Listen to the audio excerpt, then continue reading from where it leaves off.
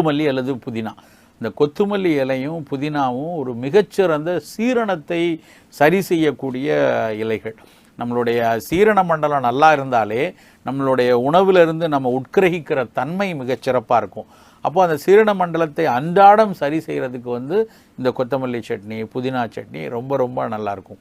அது தவிர வாயுனாலேயோ இல்லை தொடர்ந்து நம்ம சரியாக உணவுகளை நேரத்தில் சாப்பிடாதனாலேயோ ஏற்படக்கூடிய வயிற்று புண்களை குணமாக்குறது கூட புதினாவுக்கு அந்த பயன் உண்டு. ஸோ அதனால் புதினா சட்னியும் கொத்தமல்லி சட்னியும் மாறி மாறி இருக்கலாம்.